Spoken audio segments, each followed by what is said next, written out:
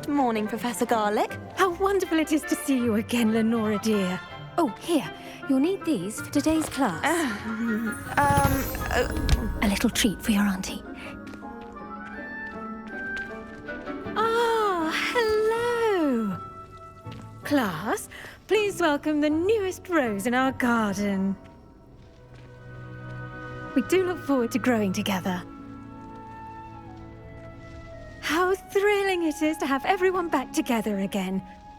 This year will be filled with enchantment and excitement, but the most important thing cultivated in herbology is knowledge. The prudent herbologist is no more afraid of the venomous tentacula than the bouncing bulb.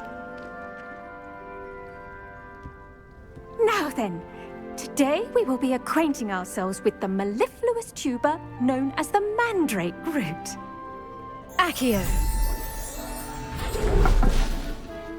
Let's see if we can't make our fibrous friends a bit more comfortable, shall we? First, let's protect our ears.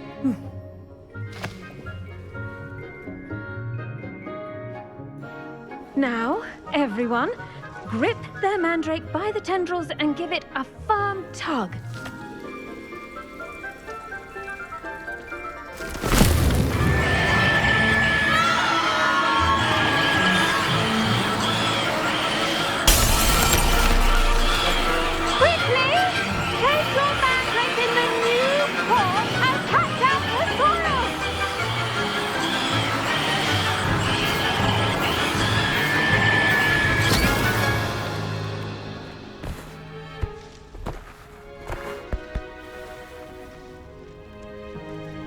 The soil should envelop the root like a warm, dirty blanket, putting the mandrake right at ease.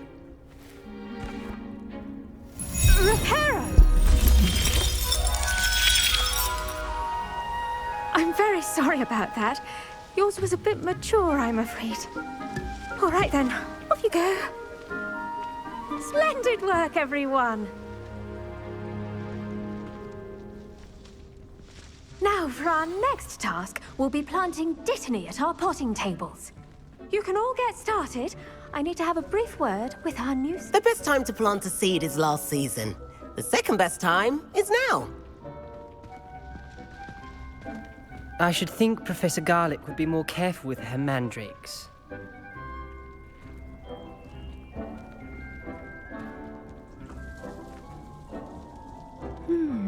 I wonder if hippogriffs like knotgrass. Did you know that you can use the mandrake to defend yourself?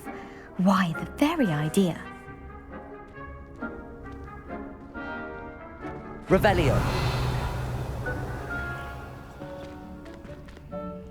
Yes, Professor.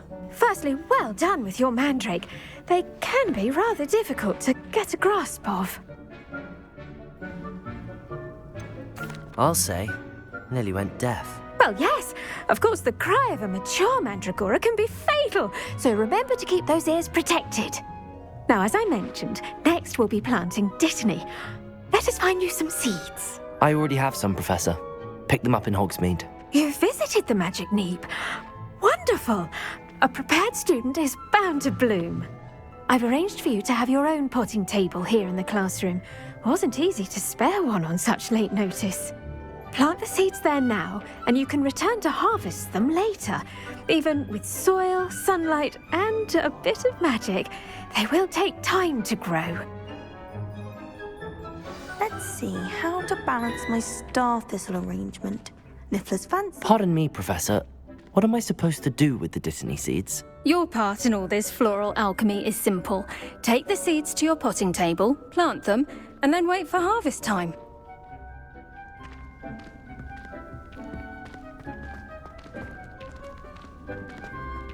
Dittany's restorative properties make it a vital ingredient in the Wiggenweld potion, as you all should know from Professor Sharp's class. Well done! Once it can be harvested, your Dittany will be ready to use in Wiggenweld potion. I'll let Professor Sharp tell you about that. Now, what say we branch out? Introduce you to a different sort of flora, the Chinese chomping cabbage. you'll find that some plants are better suited to uses outside of a cauldron. The cabbages do get testy without something to chew. Fortunately, I have a dummy for them to gnaw on. Be a dear and let them have a good chomping. Yes, Professor. They're in the other greenhouse. It's just at the end of the footbridge leading out of this room. Your classmate, Mr. Prewett, has kindly offered to accompany you. Come back and see me when you're finished. Oh, and mind your fingers. They do bite.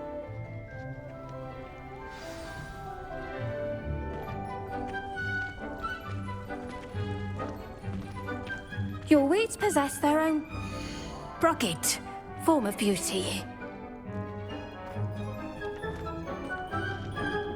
Hello. Saw you on your way to Hogsmeade the other day. Nice to meet you. I'm Leander. I'll be showing you the Chinese chomping cabbages. Up these stairs will take us there, but your lead.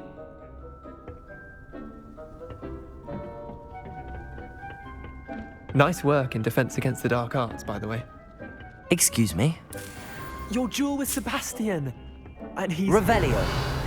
thinks he's really good. But you outright slaughtered him. It was brilliant. Oh. Well, thank you. I nearly put Sebastian in his place myself. I mean, I would have, if Hecate hadn't stopped me. Didn't she stop that dragon skull from crushing you? Typical Slytherin trick, dropping a dragon skull on someone during a fight.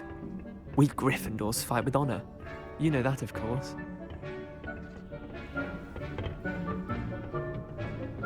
Here we are, home of the Chinese Revelio. cabbage.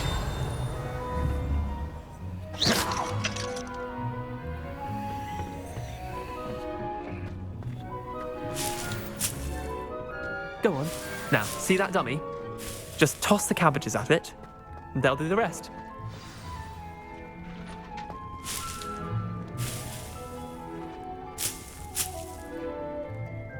Revelio.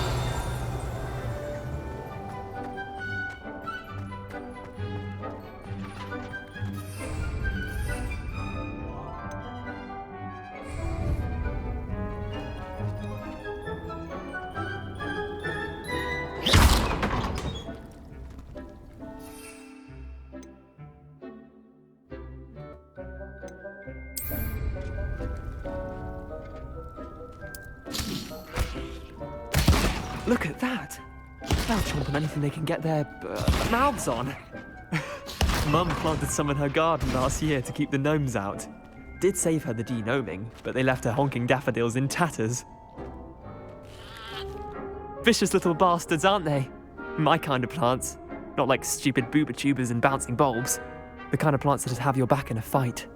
Not saying you can't go it alone, but, well, imagine that wasn't a dummy.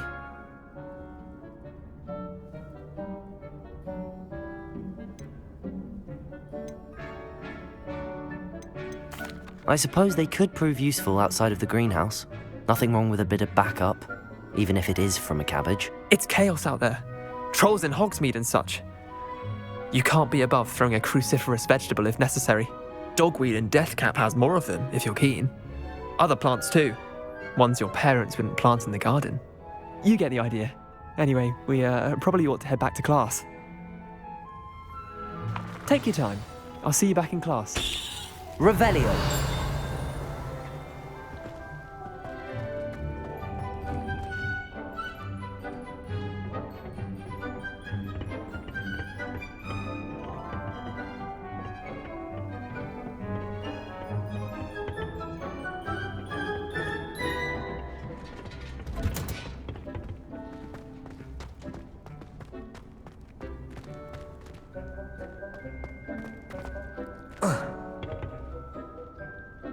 Revelio.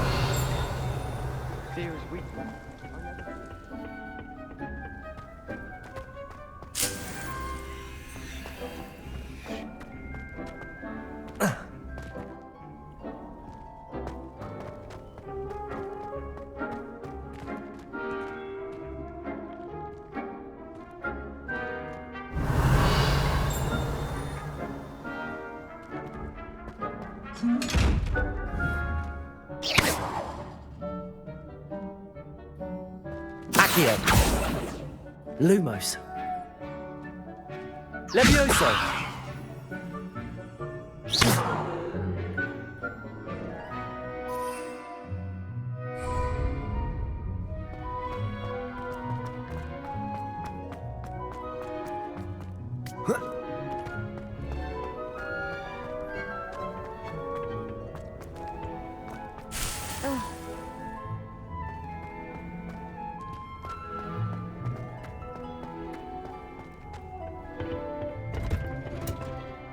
And with that helpful reminder as to why we should always wear our dragonhide gloves, I shall end our lesson here. Terribly sorry, Mr. Clopton. I tended to the Chinese chomping cabbages, Professor. Remarkable plants, aren't they? I hope they weren't too much trouble. Oh, don't see any bite marks or missing digits. And good, as you do seem to be quite green-fingered. Oh, I'm eager to see your skill in the soil continue to blossom.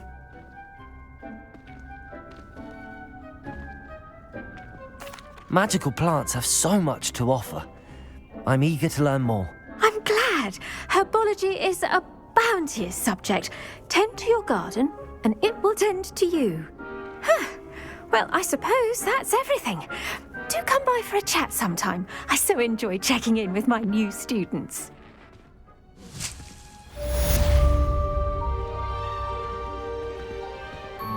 Hope those mandrakes are really relishing their new pots. Only cost me my damned hearing. To make anything grow, we must first understand it.